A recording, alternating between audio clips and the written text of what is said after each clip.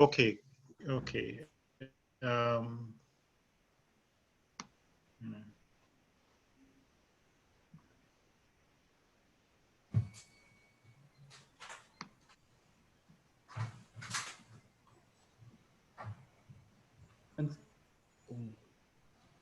well, is it possible to have Ambassador Ms. Fitoussi and Dr. Morris pinned on the screen, three together?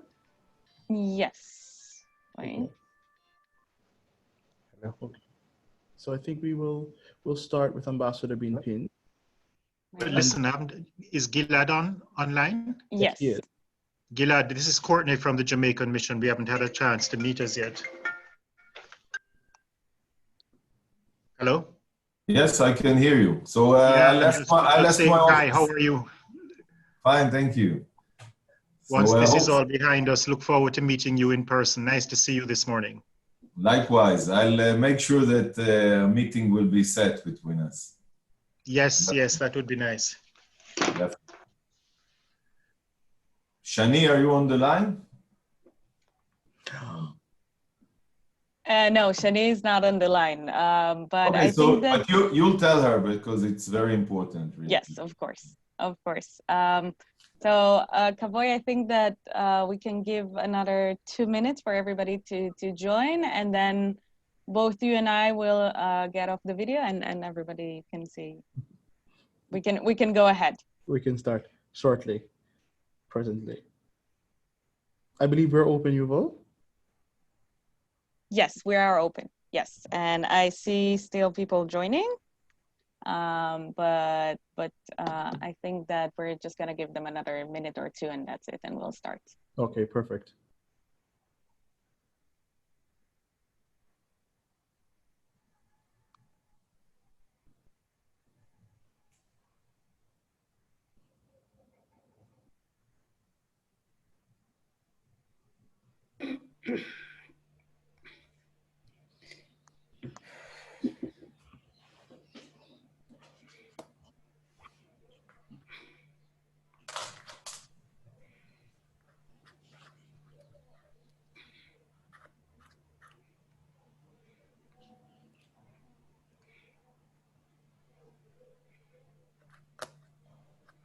All right.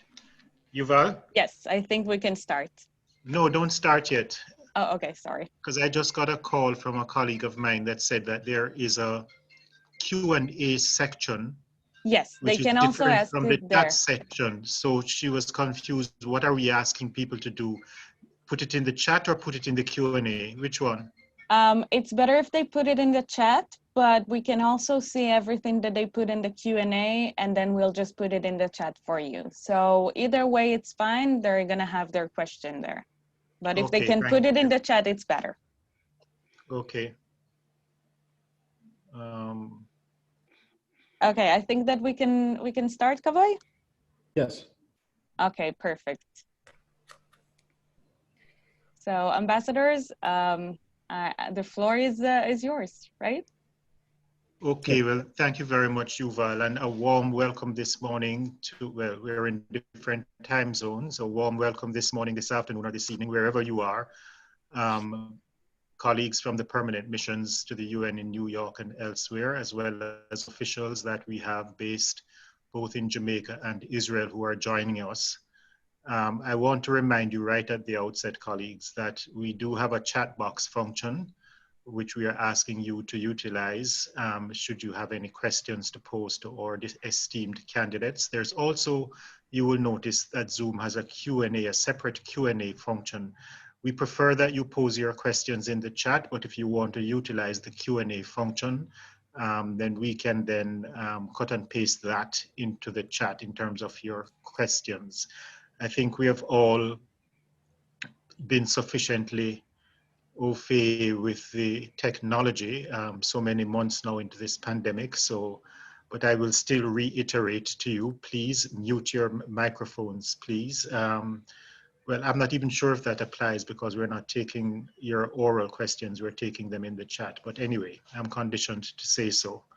Let me just recall for a bit that the elections to the CRPD will be held on on the 30th of November. It actually has been moved to the 30th. And if you look in the documentation, it says to be confirmed. So I'm going to look at this as a tentative date for the CRPD elections of the 30th of November. I do want to say a little bit about this convention, which has the distinction of being the first comprehensive human rights treaty of this 21st century. It also has the distinction of having garnered the highest number of signatories in history to a UN convention on its opening day. You may or may not know that on the day that it opened for signature, there were 82 signatories to the convention, 44 also to the optional protocol, and even one ratification on that day that it opened. And if that were not enough, the convention is also the first human rights convention to be open for signature by regional integration organizations. In terms of Jamaica, well, we have a history of advocating for the inclusion of persons with disabilities in all areas of life. I know the convention speaks principally about the social areas, but we're talking about all areas. We really have a rich history with respect to including persons in all areas of our national life.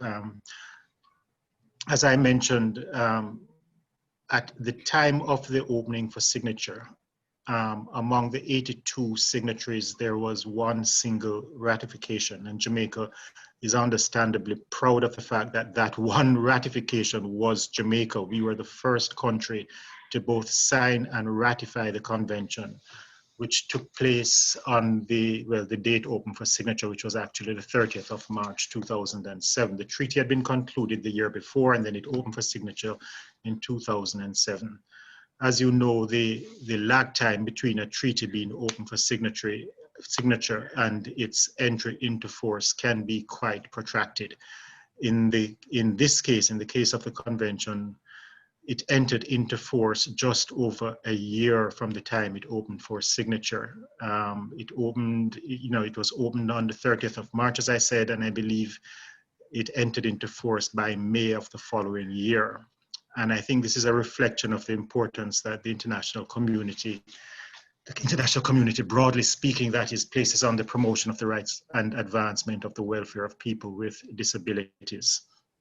The cornerstone of our commitment, meaning Jamaica's commitment to the protection of the rights of persons with disabilities, really resides in our Disabilities Act, which we passed a few years ago. An important feature of that legislation is that it facilitates the fair and I would say equal treatment of persons with disabilities, including their full and effective participation, as I said, in all areas of life, which is in keeping with the UN Convention. I want to say a little bit about the two distinguished candidates that we're going to have a chance to engage with this morning or this afternoon, as the case may be.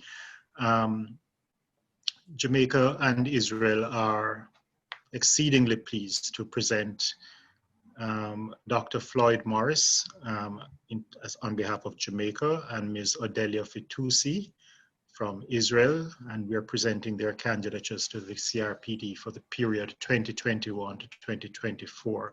A bit about Dr. Floyd MORRIS. In his current position as director of the University of the West Indies Center for Disability Studies, he has amassed a great deal of experience as an academic researcher and as a disabilities advocate. In fact, his experience is over 25 years in this field. He has also served as the CARICOM Special Rapporteur on Disabilities, and he has had that position since 2018. So he has a long and noteworthy track record of working to promote and protect the rights of persons with disabilities, and we look forward to engaging with him later on to hear a little bit more about his personal story. Ms. Odelia FITOUSSI, who I had the great pleasure of meeting yesterday, has been an advocate for the rights of persons with disabilities throughout her entire life, having begun her advocacy at a very young age back in her teenage years. She currently serves as the co-director of the Civil Forum for Promoting the Convention of the Rights of Persons with Disabilities, and was the chairperson of the Advisory Committee on the Equal Rights Commission for Persons with Disabilities in Israel's Ministry of Justice. At this point, colleagues, let me invite my colleague, Ambassador Gilad Erdan, Permanent Representative of Israel, to share his own opening remarks. Gilad, the floor is yours. Thank you, Ambassador. Good morning, everyone. Excellencies, distinguished delegates and guests, good morning again, and welcome to today's event, which we are happy to co-host with our dear friends from the Permanent Mission of Jamaica. On behalf of myself and my colleague, Ambassador Ratri, I want to welcome you and to thank you for joining us for an opportunity to get to know Israel's candidate to the CRPD, Ms. Odelia FITOUSSI, and of course, Jamaica's candidate, Dr. Floyd MORRIS. Israel has played an active part in advancing the rights of persons with disabilities in the UN for years.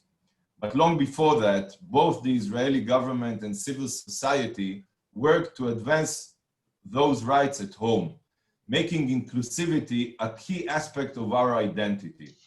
We believe in having an inclusive society, not only because it helps the people who are being quote unquote included, but because it enhances society as a whole. Odelia put it perfectly. People with disabilities have a unique perspective that enriches the world. Disability is not something to overcome, but something to embrace. Our involvement in drafting the Convention on the Rights of Persons with Disabilities and continued action in this field in the UN are an expression of Israel's character and commitment to changing misconceptions and increasing accessibility in society. Odelia is a perfect example of how we are doing this in Israel. Odelia has dedicated her life to advancing the rights of persons with disabilities and making our society more inclusive.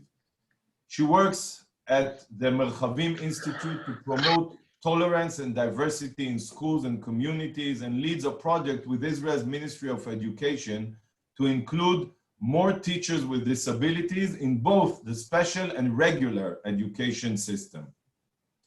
Odelia previously served as the chairperson of the Advisory Committee of the Equal Rights Commission for the Persons with Disabilities in the Israel Ministry of Justice, and currently serves as the co-director of the Civil Forum for promoting the Convention on the Rights of Persons with Disabilities. I am personally committed to making sure that Odelia is elected. As I am sure you will see today, Odelia is an inspiration. She helps anyone with disability recognize that they are an asset and enrich our society. Odelia's is exactly the type of voice that we need on the CRPD committee. I have no doubt that she will continue to do amazing things, and I hope that she is elected so that she can do them for the entire world. I will allow now my friend, Ambassador Ratri, to tell you more about Dr. Morris, Jamaica's exceptional candidate, and I have no doubt that he too will make a great contribution to the committee if elected. Of course, we will work together. I look forward to hearing from you both today and seeing you represent our countries proudly on the CRPD. Good luck and thank you. Thank you, Ambassador Erdan, for those remarks. And so now, ladies and gentlemen, I have the pleasure of inviting both candidates to just say a little bit about themselves, give us a flavor of their background, and I want you to encapsulate that within a short period of 2 minutes each. Just share your stories with the viewers if you don't mind. And I'm going to call on Ms. FITOUSSI to go first, please. Thank you very much. Shalom, good morning to those joining us from New York, and good afternoon to those joining us here in Israel. As mentioned before, I am the Israeli candidate for the CRPD. I'm 43 years old. Unlike many women I know, I really don't mind sharing my age, mainly because every birthday is a victory. Since when I was born, the doctor told my mother that I will not live past the age of 2. I was born with SMA type 2, spinal muscular atrophy, which is a muscle disease. I'm using motorized wheelchair and I need assistance 24 hours a day. But my spirit, my wills, and my ambition, and of course, my passion are not dependent on anything. I am an art therapist by profession, and I work with children both with and without disabilities, mainly children from low socioeconomic households. Aside from my profession, I have been an activist for equal rights for persons with disabilities my entire life. As the diversity of my work and by combining my activism with my profession, I even wrote my master thesis on patients' response to therapies with visible disabilities. I have always believed in the power of education. After all, I'm a daughter of a teacher, and today I'm leading a wonderful program that helps including teachers with disabilities in school. This project already shows its seeds, and we witness how by making society more inclusive from the get-go, the children receive new skills, the system receive another perspective, and persons with disability receive opportunity they deserve to be part of the community. I am the founder and manager of an independent business called OMETS, which means in Hebrew, courage. My business provides workshops, lectures, and group therapy treatment that focus on dealing with inclusion of persons with disabilities in the community, in all areas of life, the fulfillment of the rights, promoting legislation, and changing social perceptions of persons with disabilities. I don't want to repeat all the details of my long CV, as I don't want to bore everyone. I would just mention that throughout my life, I have been on the board of several NGOs advocating for the right and well-being of persons with disability, and dedicate my life for the representation of our community and its welfare. And until a few months ago, I served as the chairperson of the advisory committee for the Equal Rights Commission for People with Disability in Israel's Ministry of Justice, and I am currently the co-manager of civil forum of more than 30 organizations for implementation of the CRPD in Israel, changing our system and law from within as well as from outside. Last but not least, I am honored to be Israel candidate to the CRPD, and I hope that if elected, I can bring my experience working both the civil society and the government and work together with other countries to empower and enhance the rights of persons with disabilities. Thank you very much, Ms. FITOUSSI. Now, Dr. Morris, let's hear from you.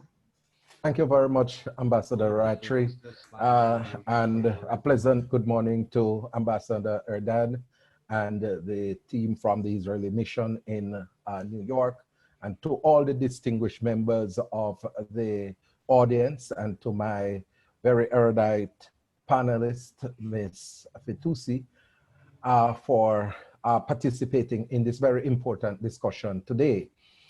You know, I'm 51 years old, and I was born in a rural community in St. Mary, Jamaica, where I attended primary and high school with my normal sight. And it was whilst at high school, I developed glaucoma at the age 13.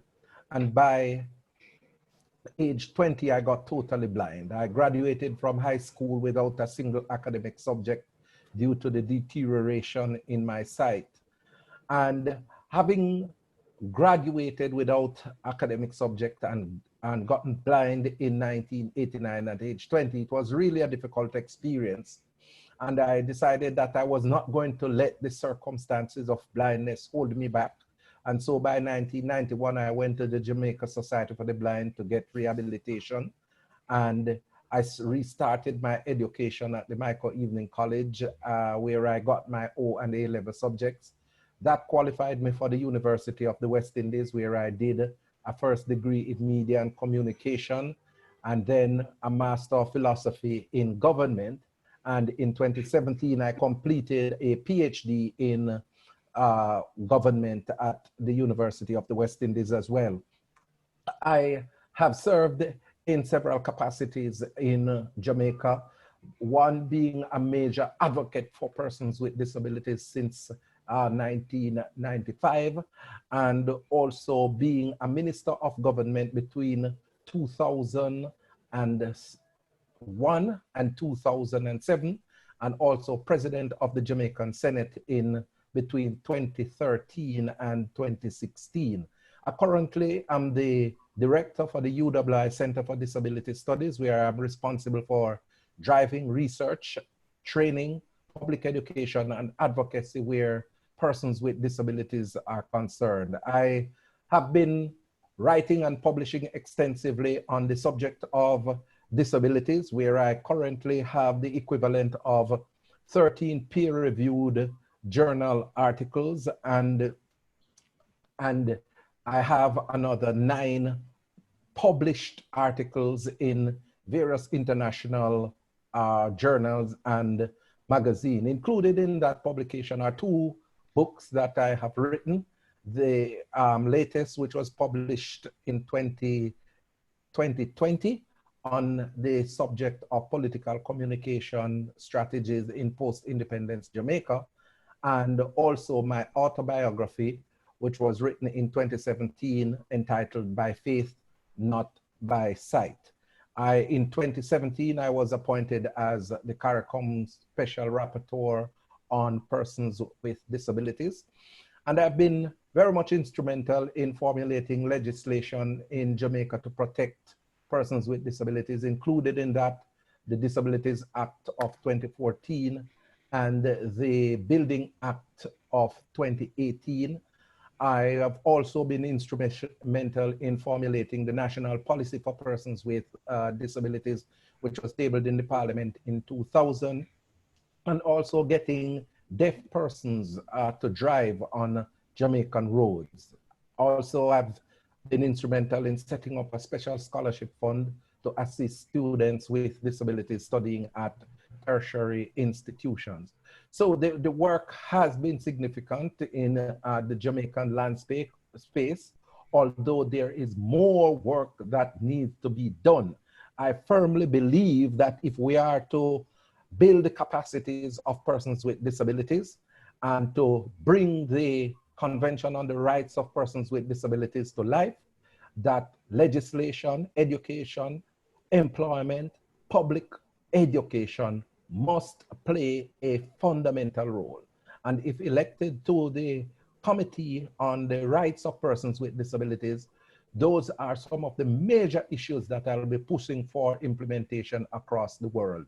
And I crave your support in electing me as Jamaica's representative to the Committee on the Rights of Persons with Disabilities. I believe I carry tremendous skill set that will assist in improving the quality of life of persons with disabilities globally. I thank you. Thank you very much, Dr. Morris. Thanks to both of you. So listen, we have a lot to get through. So I'm going to pose a series of questions to you. I'm going to ask you to just keep your responses as concise as possible. And the first question I'm going to pose is really something that I have wondered. If you were not somebody that is actually living with a disability, do you think that you would be pursuing the passion that you have now with respect to this area, or you're even pursuing your professional career if you didn't have a disability? You know, I have the example of gender. There are many persons that are gender champions who say that they are feminists, and they don't have to be female. You have men gender champions and pursuing women's empowerment, men. And there's a government that says it's a feminist government. And I'm just wondering, with respect to this particular area, are there many people that are doing work in this area, pursuing their passion in terms of making sure that the rights of persons with disabilities are advanced and protected? Are there many people that are not disabled? You know, Bob Marley, our famous singer from Jamaica, said, "Who feels it knows it." So I get it, you know, but I'm just wondering, if you weren't disabled, Ms. FITOUSSI, you are an art therapist. Do you think you would still be working in that field? And Dr. Morris, you've had several years in government, as you have just said, and public policy making. Do you think that you would still be pursuing that interest, or is your professional vocation completely shaped damaged by the fact that you're disabled. Let's hear from you, Dr. Morris, first this time. Well, a very important and interesting question. The fact of the matter is that my primary focus in terms of career has been hinged around political communication. But, you know, the whole issue of disability is a part of my identity, having become blind at age 20. And to be honest with you, I never thought in my lifetime, in my early years, that I would have gotten blind and would have been so instrumental in the disability landscape. No one can predict the future, and no one can say what their future plans will be. But certainly based on how my mother grew me, I know that I am not one who is subject to discriminating against an individual on the basis of their disability or on the basis of their identity. And so, whilst I cannot say that I would have been actively involved in the disability movement, certainly I would be one who would be amongst those advocating for the inclusion of persons with disabilities in the broader society. Thank you. Thank you very much. Ms. FITOUSSI, over to you now. So I thought a bit about this question, and I have certain thoughts about it. First of all, I don't know what it means to be not disabled. I was born with my disability. I don't know any other reality without my disability. But what can I say about that? I came from a family that was very activist in other ways, and I came from a family that teachers and therapists, and I'm sure that I will go on that road anyway, because it's something that came from my family. Also, the idea that you need to respect everyone in the place that he is, you need to respect his will, you need to respect his wishes, and this is what we ask also for person with disability, and we ask it for everybody else, to do the adjustment, that you talk eye to eye, and every person can raise up his voice and grow up and provide good things to the world. I really believe that the fact that I'm a person with disability gave me extra skills, and I do my work better. I have another sensitivity. I see the world in different ways. I always think about solutions. You know, a person with disability, especially a person with physical disability, always try to find some solution. If you arrive to a house and it's not accessible, so you need to find another way to reach to that house or to go up on the bus. And this creativity in finding solution, it's part of who I am, and it's part of the fact that I've been a person with disability, and it helps me also with work with person with disability to think outside of the box. I really believe, I believe that because I saw that in my family that dealing with other issues of human rights, that it really doesn't matter the world that you come from or the thing that you fight for. The language is the same language, language of right, language of respect. So I do believe that I will work for person with disability or for other person that would believe that there is discrimination against them. Thank you very much. It's interesting, you know, hearing the different perspectives, because obviously, Ms. FITOUSSI, you, as you highlighted, you were born with a disability. You don't have a different reality that you can imagine, because this is something that is part of you and has been since birth. And Dr. Morris, as you have said, you became disabled as a young man, and so your experience is different. Let's turn to the convention now. And Dr. Morris, let me ask you, which article of the CRPD has been most important to you? I'm speaking, well, either on a personal level or with respect to the work that you have done throughout your career in promoting the rights of persons with disabilities. You have the floor. This is a very difficult question, because I see myself as an advocate for the CRPD, and you know, all the articles are very important to me, and I've looked at them. Article 4 that deals with the general obligation, Article 9 that looks at accessibility, Article 24 that looks at education, Article 32 that deals with international cooperation. But, you know, in the context of your question, education, Article 24, extremely important, because I am of the view that if the lives of persons with disabilities are to be meaningfully transformed and for them to be integrated in the mainstream of society, education will have to play an indispensable role. And because educational institutions are a major means of socialization, when you get persons with disabilities in mainstream educational institution, of which I'm an advocate, a staunch advocate for inclusive education. When you get persons with disabilities in the educational institution, people will understand and realize that, you know, persons with disabilities can function, they can operate, they can learn, and they must be given the opportunity to learn. And so in my work in Jamaica, we have been pushing the issue of education for persons with disabilities. And that is why the Center for Disability Studies at the University of the West Indies has been established. And we have a number of students who are studying at the institution. As a matter of fact, the University of the West Indies is the leading institution with persons with disabilities studying at any tertiary institution in Jamaica, and also has a specialist facility to accommodate and support students with disabilities. So we don't just talk about inclusive education at the University of the West Indies. We have put in place measures to accommodate these students, and we want to replicate that all over the Caribbean. We want to replicate that all over the world. And if I am elected to the CRPD, I will be a staunch, unrepentant advocate for inclusive education.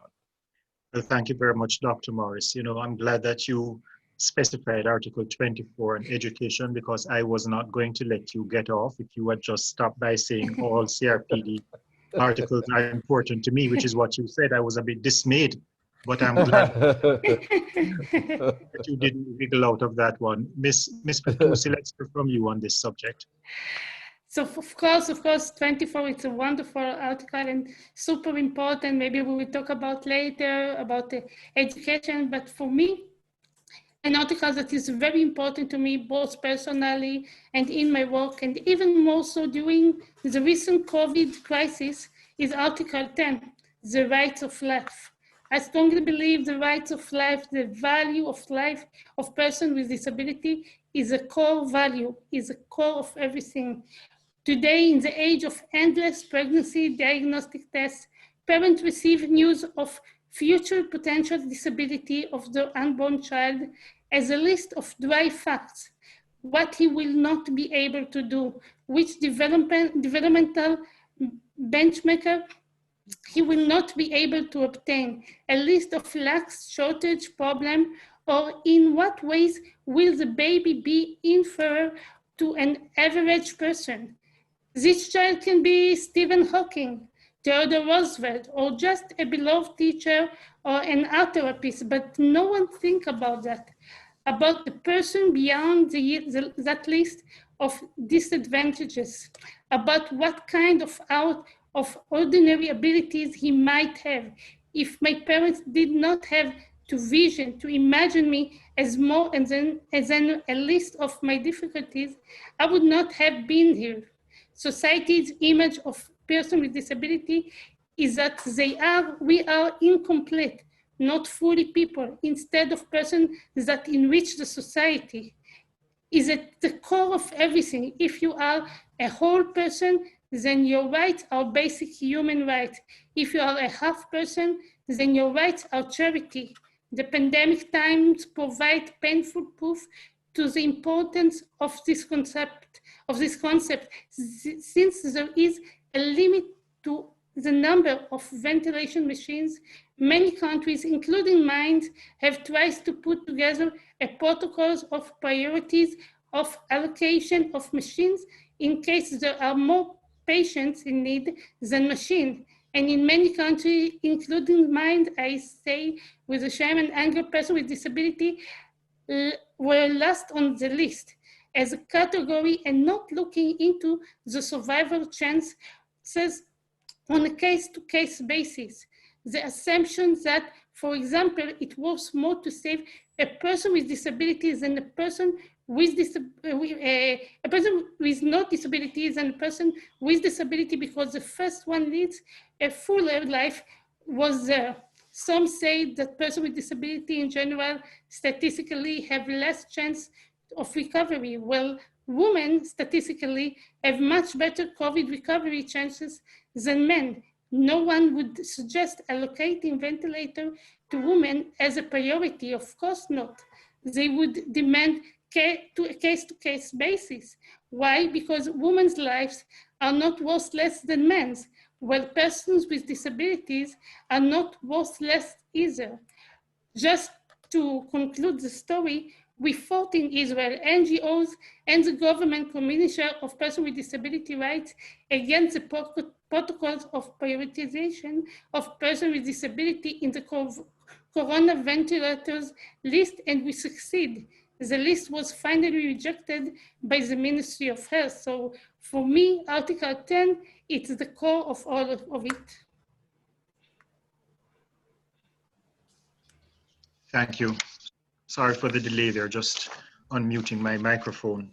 So that's very interesting what we just heard, Dr. Morris. When Ms. FITOUSSI speaks about Article 10, the right of life, she highlights the fact that persons with disabilities are often relegated to being, as she said, last on the list. They are indeed an underserved and oftentimes an under-respected population. So given that is the fact, when you compare the situation of persons with disabilities to the general population, tell me honestly, do you think that we have made any progress in improving the quality of life of these marginalized citizens, not just in Jamaica where you're from, but across the world? Dr. Morris? Well, you know, I mean, being an individual who was actively involved with the negotiations of the CRPD from 2002 straight to 2006, and also the individual who signed and ratified the CRPD for Jamaica, I'm at a distinct vantage point to look at where we were then and where we are now. And I think that honestly to say that we have seen some progress. We are not where we are because persons with disabilities have been subject to centuries of discrimination, and with the different models of disabilities, negative perceptions that have been deeply entrenched in society, one would not expect that within a mere 13-year period of the CRPD coming into effect, that we would have seen the sort of transformation that we anticipate from the community of persons with disabilities.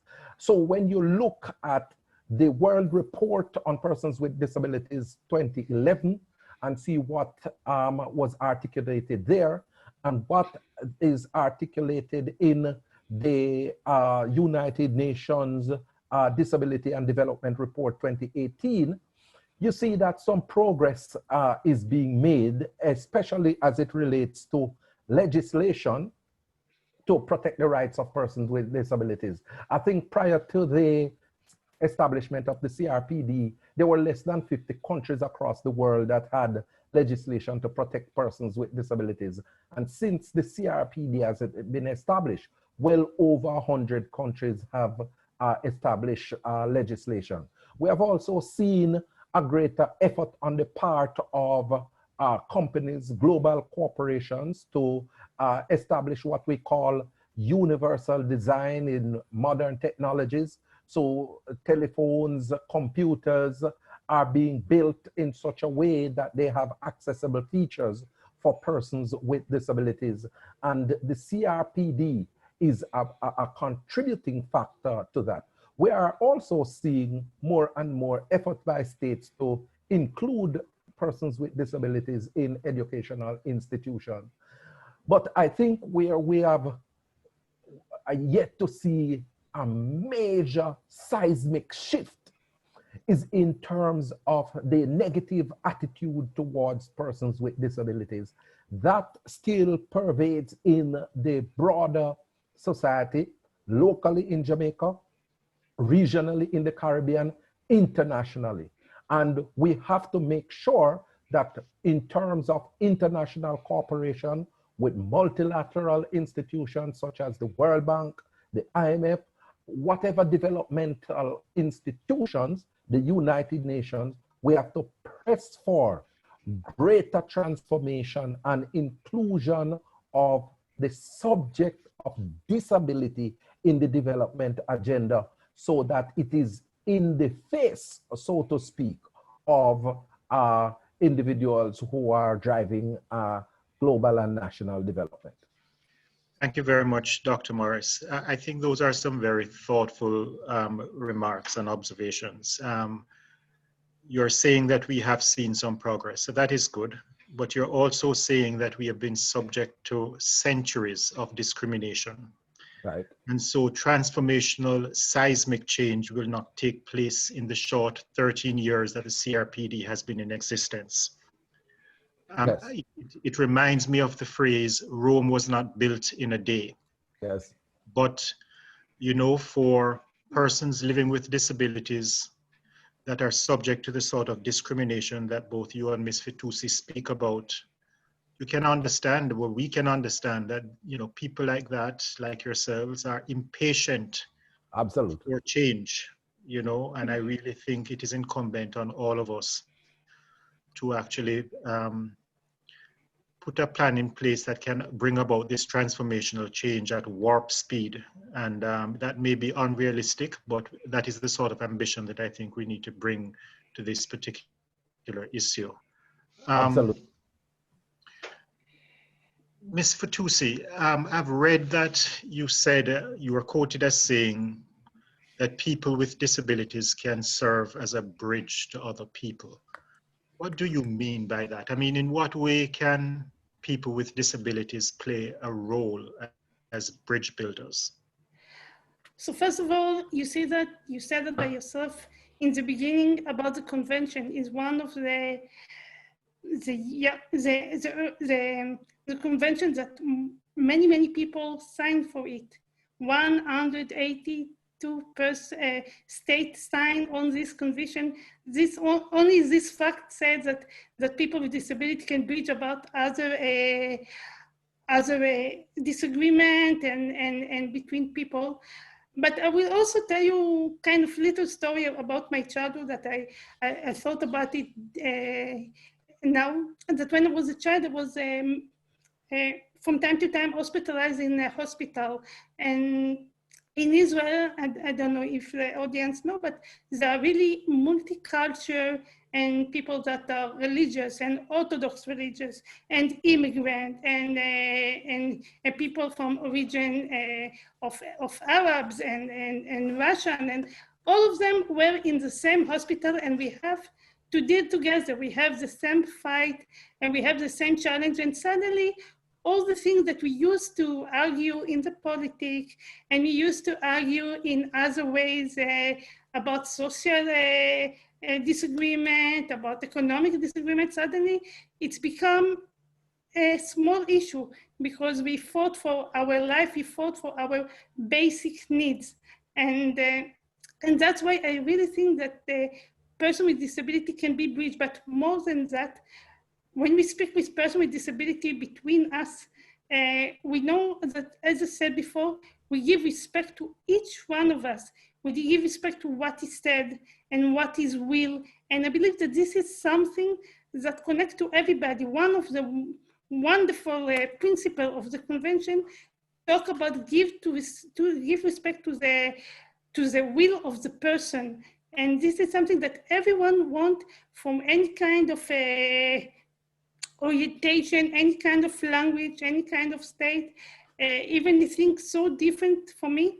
And also another thing that I want to mention, I was volunteering many years in place called Beit Gelgalim. Beit Gelgalim, it's a place that volunteer with children with disabilities, and we spend our weekend together. And you saw the people really from different point of view spend the weekends together, and when they have a main mission, they can't put all the other issue on the side. So I really believe that if somebody will bring the peace to Israel, it will be person with disabilities. Thank you, Ms. Fitoussi. Dr. Morris, permit me, but I want to pick up on the thread of the exchange that we just had by asking you in a more specific way, what are some of the things that must be done, or which areas should we focus on to accelerate the implementation of the CRPD across the world? What, in your opinion, is the role of the committee in this process? Well, definitely, there's a lot that needs to be done in order to accelerate the pace. And foundationally, we are speaking about legislation. I think that, we're gonna have to, since we are in the era of rights-based approach to disability, that legislation is going to play a fundamental role to lead the transformation in societies. And included in that legislation, we have to make sure that it is entrenched, the whole situation of education for persons with disabilities. How do we make sure that persons with disabilities are included at all levels of the educational system so that they can aid in the social transformation that is needed? The whole issue of employment, because persons with disabilities need to take care of themselves and take care of their families. And so we have to make sure that whilst they get their education, there are provisions to get them in the workplace as well to lead, again, the continued transformation. I mentioned the whole importance of public awareness, because that is critical to aid in shaping and fashioning how persons with disabilities are viewed, how persons with disabilities are treated. And I believe that that will have to play a fundamental role. And finally, the whole issue of accessibility has to play a pivotal role. How is it that we make our public buildings, public facilities, public spaces accessible to persons with disabilities, because persons with disabilities have a right to participate in the society and in their community. And so we have to make sure that these spaces are accessible to persons with disability. My colleague and friend, Ms. Fitoussi, couldn't have had such a great impact in Israel if it is that she wasn't there fighting for greater accessibility, because she is using a wheelchair. And here in Jamaica, likewise, we have to be fighting to make sure that sidewalks and all of those spaces are clear of any form of barriers and encumbrances that would impact on blind persons, wheelchair users, and all the other types of disabilities from going about their lawful and legitimate business. Thank you very much, Dr. Morris. At this stage, I don't want this time to get away from me.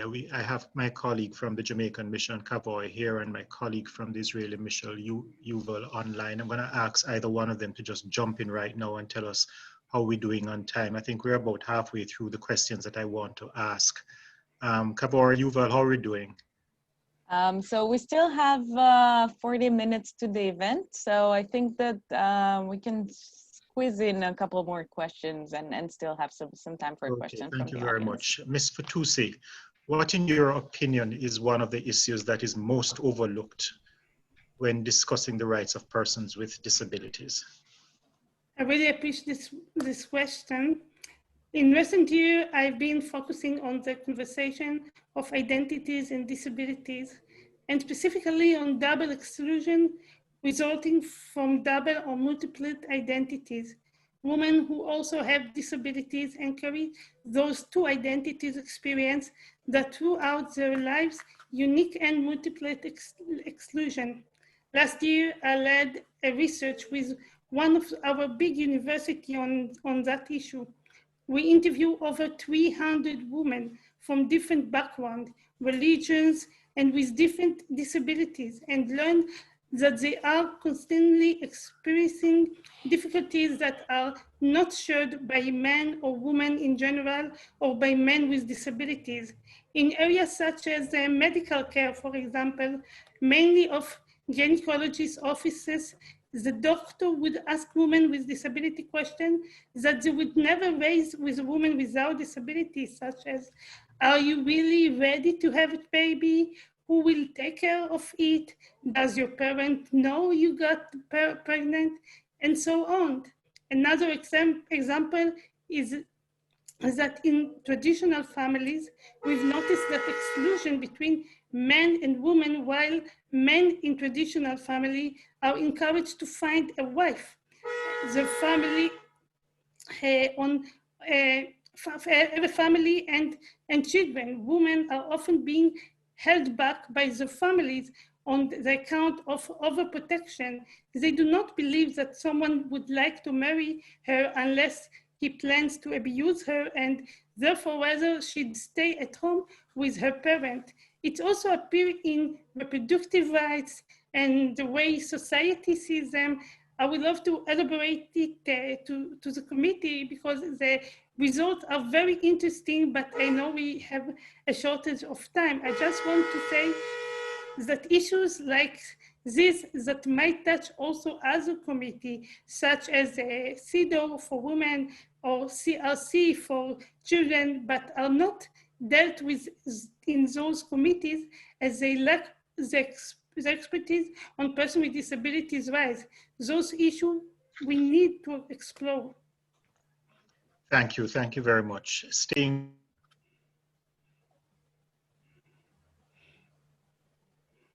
Ambassador, you're muted. Can you hear me now? Yes, we can hear Yes. Here. Those are the technological gremlins, because I didn't mute myself, but there you go. you. That was accidentally me, I'm sorry. It was accidentally you? Okay, you have to go into the naughty corner now. I'll take over. Let's just go back to something that you had mentioned before, because you had mentioned in one of your answers with respect to, you drew on the example of the COVID-19 pandemic and spoke about the challenges the disabled communities were having with respect to access to therapeutics and even access to ventilator machines. In what ways has this pandemic impacted the quality of life of people with disabilities, and how is it affecting the implementation of the CRPD, in your opinion? That's for, hello? That's for Ms. FITOUSSI. I'm just picking up something she had already spoken about that I just want her to elaborate a little bit more with respect to the implementation of the CRPD and the impact the pandemic is having. So I can honestly say that I can find both good and bad effects of COVID-19 on persons with disability. The bad effects are more well known.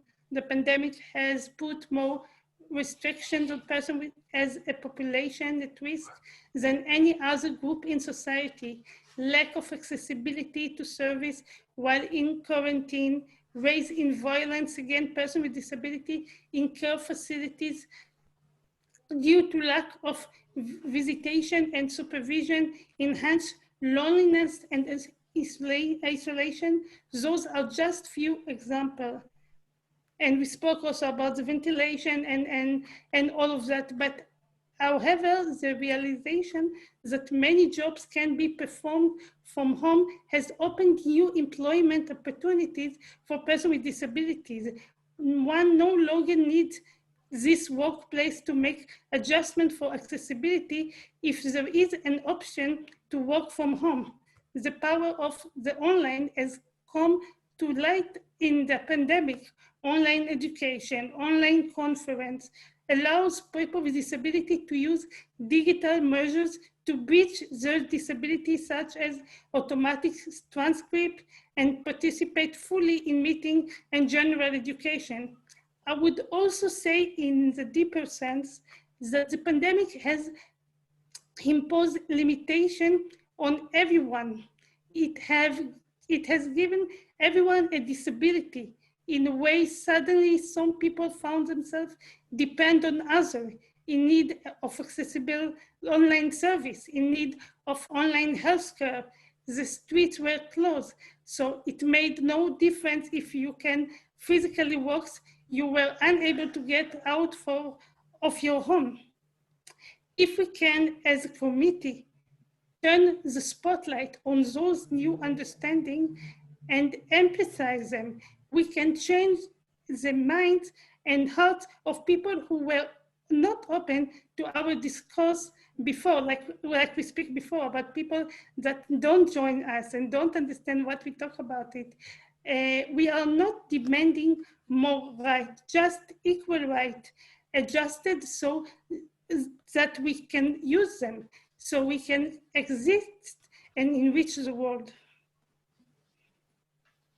Thank you for that answer. Dr. Morris, sorry for the misunderstanding, as that question was for Ms. FITOUSSI, but I'm going to give you an opportunity to also respond to this question on the COVID-19 pandemic. Please, love to hear your views on this as well. Most definitely, Ambassador, because what we have seen in our COVID-19 pandemic is what I call a clash of the various models of disability, which we're talking about: the welfare model, the medical model, the social model, the human rights model.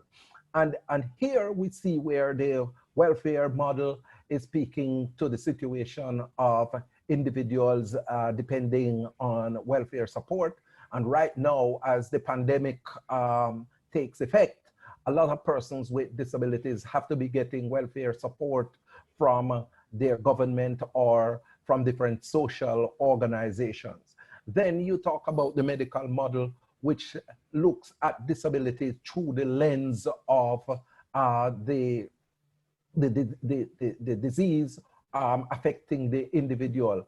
And right now, we are seeing that coming to play across the world, because a lot of the healthcare systems have been predicated on the medical model, and that views and treats persons with disabilities in a very negative light. And so persons with disabilities, as my erudite friend, Ms. FITOUSSI, pointed out correctly, are not the priority in the health sector.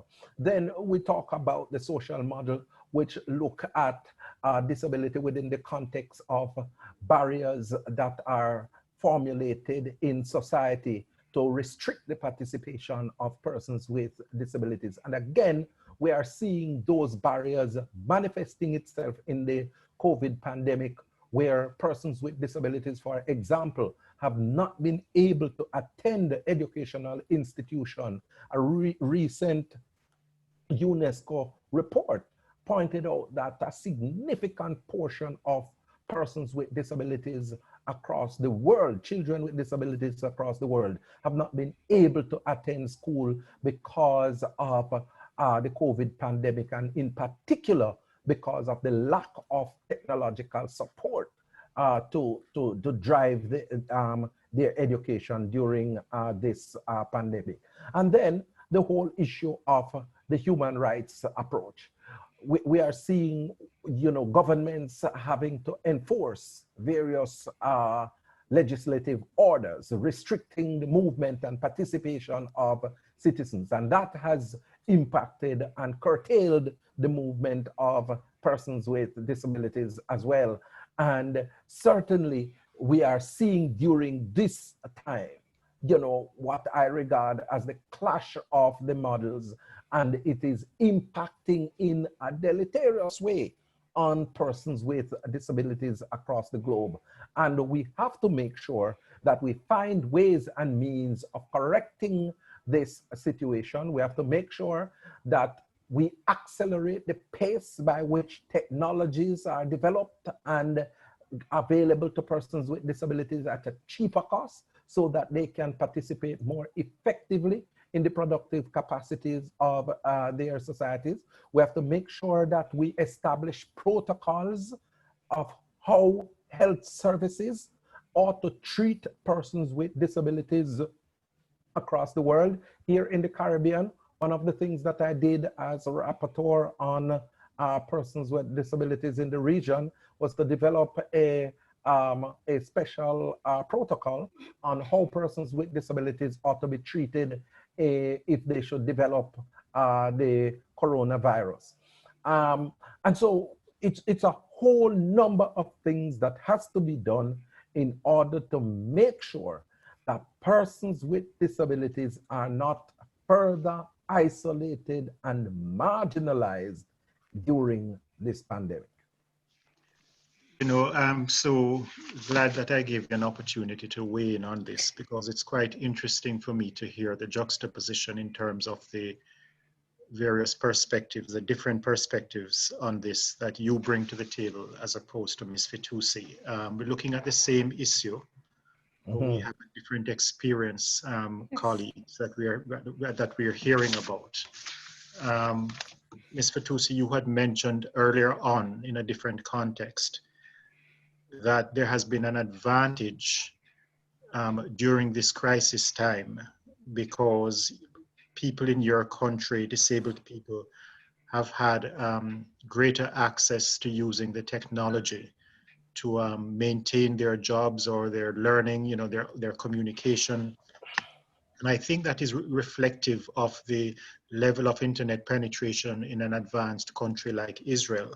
Yet on the other hand, we've just heard from Dr. Morris in speaking about what he calls the social model, that there's an inability of disabled children to attend school physically or even to participate in online learning during the crisis. And I think when I listen to that, it just exposes to me that for some countries in the developing world, we're still suffering from a digital divide. But for other countries in the developed world, they're reaping a digital dividend. And so what the pandemic is doing is, I mean, this was always there, but it is serving to exacerbate the differences between some children or some people living in a particular country in an advanced economy and those of us that are left to fight the pandemic in countries that are under-resourced and where infrastructure is not as pervasive. Let me turn now to Ms. FITOUSSI, and I'm going to ask you to just give a few examples of how you personally have worked to implement the convention in Israel. And then Dr. Morris, so there's no confusion like the last time, I'm going to turn to you with the same question. Ms. FITOUSSI, please. Thank you very much. For the last 4 years, I've been the co-director of the NGOs Forum for the implementation of the convention in Israel. In the sense, I have been working within 2 spheres. The first, to teach the NGOs and through them, the community, how to be aware of the rights according to the convention, how to speak the language of rights and international obligations and use it to enhance their influence. In the second sphere, we work as a group of NGOs to educate and sometimes pressure decision makers and improve the implementation of the convention. We submitted shadow reports to the committee and to different Israeli authorities that highlight what needs to be improved. As a result of pressure from civil society, the law of guardianship in Israel has changed to allow court-appointed alternative to guardianship. In addition to my work within the NGO groups, I have also personally, together with the Israeli parliament member Yoav Kish, have managed to change the Israeli law regarding foreign national caregivers. The law promotes living in the community for persons with complex disabilities and gives special benefits to caregivers who choose to assist them. And really, it really shows. I can talk hours by hours about all my lectures that I gave to children, but this is only a few examples about how I succeed to do and to talk in the language of the convention, because we really need to understand that the convention has their own language, and if we will not make the awareness of the people to that language, and we will not make the people with disability to fight for the right in the way that the convention sees it. So nothing will happen. Change will not make. So I really think that we need to put a lot of effort about the connection with the people with disability, to work with them, to raise up the awareness about the rights and about the convention. And this is what I'm trying to do in the last 43 years. Thank you for that reply. Dr. Morris, over to you. Thanks very much. You know, as I pointed out earlier, that I've been very much instrumental in the CRPD from the outset. And one of the things that I ensured that I did when I was a Minister of Government is to ensure that the Disability Act was formulated and that we passed in the Parliament of Jamaica in 2014. And we are busy working on rolling out, putting together what we call codes of practice to guide in different sectors, in health, in education, in the area of employment, to prevent discrimination against persons with disabilities, as these are requirements under the legislation. And I've been instrumental in formulating some of the codes where that is concerned. I was also instrumental in making sure that the Building Act be passed in the Parliament of Jamaica, because that is critical for us to improve access across the country for persons with disabilities, and that is also fundamental to persons with disabilities. In terms of public awareness, I've been very much instrumental in driving that by doing a number of lectures, public seminars, speeches at forum to sensitize individuals on the issue of persons with disabilities. And I will tell you that that is one of the things that prompted me to write my autobiography at such an early stage of my life, because I wanted to share with Jamaicans how, and the world, how persons with disabilities function and how I have managed to use my disability to become a successful individual. And also important to this process is if we are going to include persons with disabilities in the developmental trajectory, we have to adopt a data-centric approach. And that is why the work that I'm doing at the University of the West Indies is so important, and a number of research we have done in the areas of healthcare, in the areas of employment for persons with disabilities, in the looking at the whole legislative environment, looking at the contribution of persons with disabilities to culture, issue of inclusive education.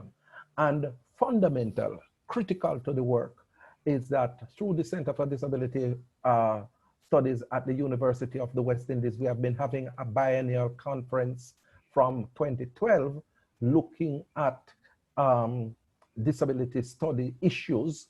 And you know, we have covered areas such as modern technology for persons with disabilities. We have looked at the issue of sports and culture. And the last one that we did this year focused on inclusive education. And we have a major publication coming out on the subject of inclusive education emanating from that conference in December of this year. So it's a number of things that I've been engaged in to drive the implementation of the CRPD. And I want to take that experience to the Committee on the Convention on the Rights of Persons with Disabilities, and that passion internationally, because no development can take place, or no sustainable development can take place with 15% of the global population being isolated from the development agenda. Thank you. I'm going to pose a last question, which is really a variation of the one that I just asked. I mean, I just asked you to give me some examples of how you've worked to implement the convention in your respective countries. I want to close out by asking you a question. In fact, it reminds me of the fact that we are in election mode in this country, because we have presidential elections obviously in 6 days' time here in the United States. And why I bring that up is that there is always a question that is asked of the candidates during the debates, which is a very fundamental and elementary question, but sometimes it elicits interesting replies. And they always ask them, why do you want to be president? And, as I said, it's a fundamental and very elementary question. But let me ask you, and I'm going to start with Ms. FITOUSSI, why do you want to serve on the Committee for the Rights of Persons with Disabilities? First of all, I really feel that the convention makes a huge change in the world of person with disability. It's happened in Israel. It's something that I deal with that all my life, and of course, I really feel that I'm a person that combines academic and field works. I come from the field of an art therapy, which gave me insight to both the many layers of emotional struggles that persons with disabilities are coping with, as well as creative thinking and the ability to bring outside of the box ideas to solve conflict and argument. I have had the privilege of working in different environments, and I know the language, and I know to work together with different persons and different kind of disabilities. I'm doing that all my life, but most of all, I want to bring also special kind of voice. It's the voice of the children. Children cannot be elected to the committee, but the voices and experience are very important. As they mold the adults, they will become and must be represented. As I was born with a disability, I can understand the experience, the needs, the different educational system, the longing to be a part of general kid society. I know how complicated and important it is to teach a child to be narrator of his life story. We need to understand on deeper level their issues and know knows that if we manage to improve their lives, empower them, and give them a sense of unique value, then the future of persons with disability in general will be transformed. So for me, I really would like to bring this kind of voice. Thank you very much. At this stage, before I turn over to you, Dr. Morris, let me just remind colleagues online that you can pose questions in the chat box. I urge you to do so. And we're coming to the last few minutes of this talk show. Dr. Morris, why don't you close us out in terms of your response to this question? Why do you want to serve on the Committee for the Rights of Persons with Disabilities? Thank you very much. And the global mantra for persons with disabilities is nothing about us without us. And having a disability for the past 30 years have given me tremendous experience in multiple fields that I think will add value to the Committee on the Rights of Persons with Disabilities. I've done extensive work in terms of research in the field of disability, and that is manifested in the range of publications that I've had in international and regional journals, accumulating to just over 20 of those publications. And my involvement in policy making, policy implementation brings another perspective as to how we can get policymakers to implement more policies to transform and improve the quality of life of persons with disabilities. The mere fact that I have been an advocate for persons with disabilities is another perspective that will add passion and drive to the work of the committee. Being an individual who participated in all the sessions of the negotiation on the Convention on the Rights of Persons with Disabilities, I have a lucid understanding of the CRPD and how it was contemplated and how it should work. And I think that being on the committee again will bring about that perspective and that experience. And so I crave my support from the international community to be elected as one of the 9 members to be elected on November 30th, or whenever the date is finalized, to the Committee on the Rights of Persons with Disabilities. Well, thank you, Dr. Morris, for that reply, and thank you both. It's been a real pleasure and fascinating just exchanging views with you, hearing what your perspectives are, what you bring to the table, what your backgrounds are. I'm going to close out this talk show at this point. I'm going to wish you also the best of luck in the upcoming elections. I think, colleagues, what we have heard from today is 2 eminently qualified candidatures, and I'm going to appeal to all of those online to lend them your support as we go through to those elections that I mentioned will be at the end of next month. So with that, let me thank you very much for your participation. Look forward to receiving your vote on the 30th of November.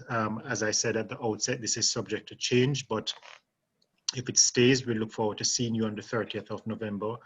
And let me wish everybody online a good and productive rest of the day. This meeting is now adjourned. Thank you very much. Thank you very much. Thank you very much.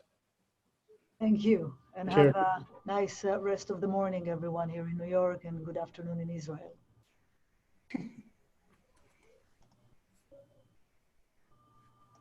Alert, no Affirmative-DPR Israel has left the meeting. Alert, Havoy Ashley has left the meeting.